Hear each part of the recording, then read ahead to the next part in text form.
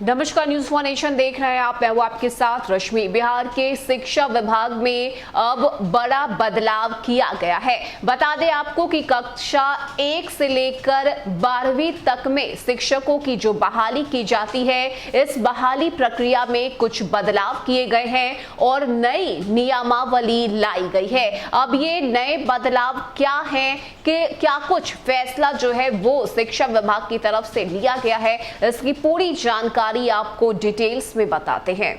बता दें कि राज्य के स्कूलों में कक्षा 1 से लेकर 12 तक लगभग 2.25 लाख शिक्षकों की बहाली प्रक्रिया में बड़ा बदलाव किया जा रहा है। बीटेट, सीटेट और एसटीईटी के रिजल्ट पर 60% और शैक्षणिक और साथ ही प्रशिक्षण योग्यता 40% वेटेज मिलेगा। शिक्षक नियुक्ति के लिए नई नियमावली 2022 लगभग बनकर तैयार हो चुकी है। इस पर सिर्फ कैबिनेट की मोहर लगनी बाकी है। गौरतलब है कि 2020 की शिक्षा भर्ती नियमावली में टीईटी और एसटीईटी का वेटेज जो पहले 2 से 10 अंक तक मिलता था, उसे खत्म कर दिया गया था। प्रारंभिक स्कूलों में लगभग 1 लाख शिक्षकों के लिए वैकेंसी अगस्त के अंत तक आएगी। वहीं हाई स्कूलों में 75 से 80 हजार पदों के लिए रिक्तियां सितंबर या अक्टूबर में आएंगी। पिछले दिनों शिक्षा विभाग में नियुक्ति नियमावली और रिक्त मामले पर लगातार विभिन्न स्तरों पर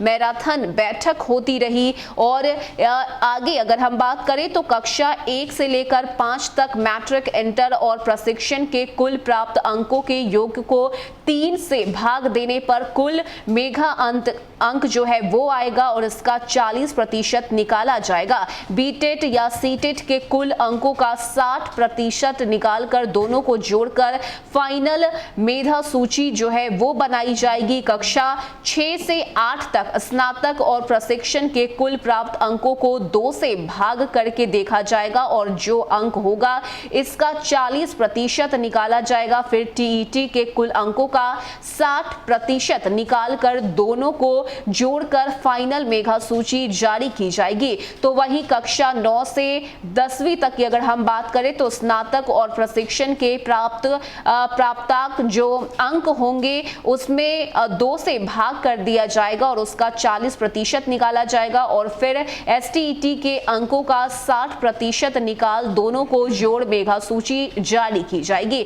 इसके साथ ही कक्षा 1 से लेके 5 तक में और कक्षा 9 से 10वें तक में ये जो बदलाव है वो किए गए हैं और ये नई नियमावली 2022 जो है वो भी बनकर तैयार हो चुकी है। सिर्फ और सिर्फ कैबिनेट से मोहर लगना जो है वो बाकी है। तो बता दें कि बिहार के शिक्षा विभाग में जो है वो एक बार फिर से बहाली होने वाली है। बता दें आपको कि सितंबर या फिर अक्टूबर में ये बहाली की जो प्रक्रिया है वो होने वाली है और यही वजह है कि ये नई नियमावली के आधार पर ही इस बार बहाली किए जाने की बात शिक्षा विभाग की तरफ से की गई है और यही वजह है कि इस नियमावली को बनाकर तैयार भी कर लिया गया है।